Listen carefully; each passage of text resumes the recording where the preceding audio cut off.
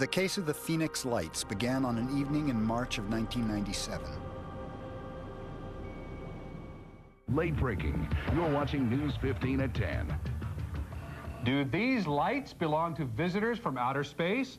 Hundreds of people across the valley think it's a distinct possibility. Good evening, I'm Mark Bailey. And I'm Robin Sewell. Thanks for joining us. We start tonight with those strange dots of light that were the talk of the town. Tonight, as reported, multiple UFOs were sighted throughout the Phoenix Basin. Numerous eyewitnesses were already outside looking up into the night sky to catch a glimpse of the Hale-Bopp comet. Michael Tanner is part of a team of investigators who received roughly 800 reports from eyewitnesses regarding the Phoenix incident. Between 8:15 and 8:45, we had enormous craft at varying altitudes come right through the center of the Valley of Phoenix, led by a formation of orbs that were clearly visible through most of the state. It passed right in front of us, just about right above eye's length. My estimate of the size of the craft from the nose as it passed us where we lived to the end of the left wing that passed in front of us was over 5,000 foot long. It's coming across the sky, and as it's moving, it's blocking and unblocking the stars. There is actually a shape. It was actually 5 lights that were a V, 1 in front and 2 on each side, and it was perfect. It was a perfect triangle. The object we saw, if we opened up a newspaper, you could not block out the object that we saw. People say, Mike, no, you saw a B-2 bomber. My response was, we could land all 40 of our B-2 bombers on the wing of that craft. He says, you're not going to believe what I saw. And I said, yes, I would.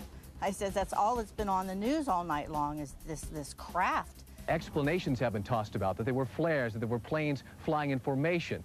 But Mark and Robin, we checked with the FAA today, we checked with Sky Harbor, and we checked with Luke Air Force Base, and there's been no official explanation of those strange bright lights last night. Truck driver Bill Greiner was driving south on I-17 towards Luke Air Force Base. He witnessed several fighter jets scramble to intercept 2 UFOs directly overhead. I pulled my truck alongside the west silos, which faces Luke Air Force's base, was like right there, and I was here unloading.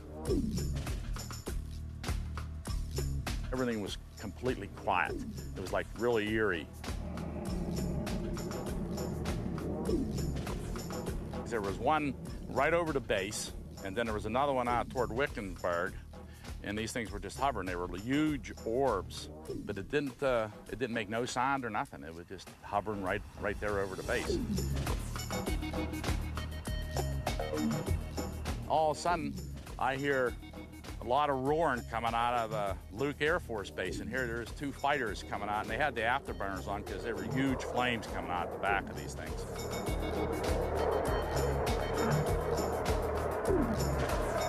Ripped right around the back of me and shot right for those things.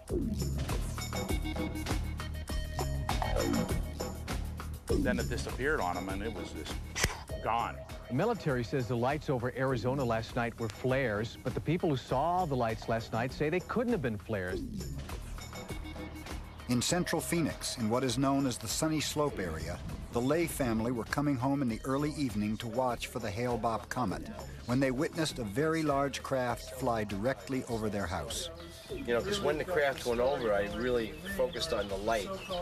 The tip was right out in the street, and the arm is going by, and the end of the arm was at least to that mountain over there. It was 600-700 feet away with these huge lights set inside of it.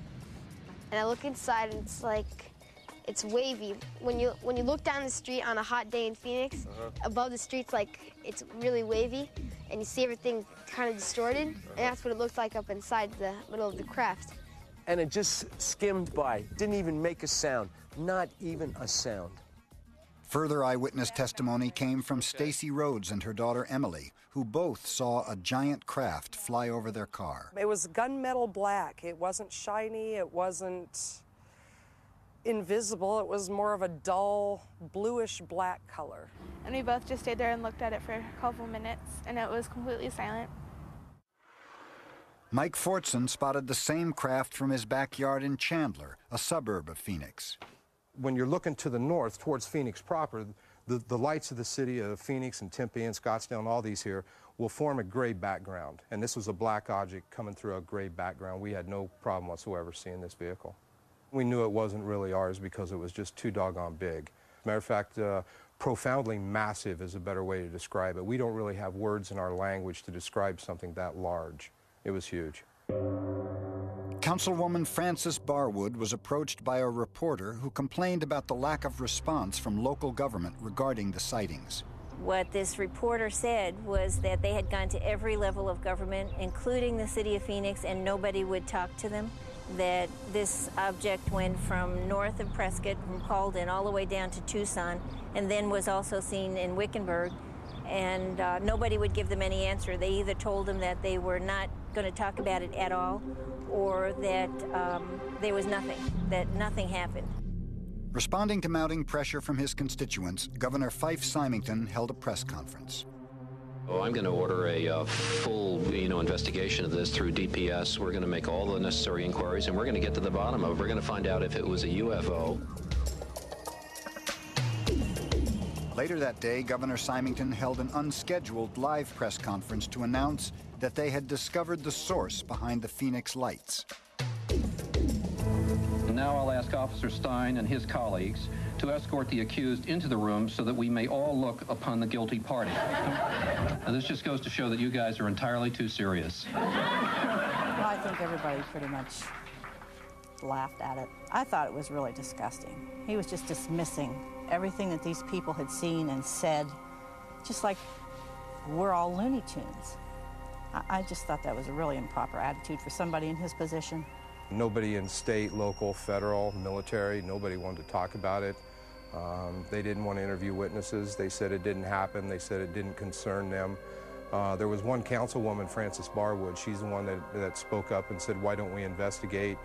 And then when it came time for her election, she lost. And the press, the media, everybody else was really trashing her bad. Why is everybody so afraid?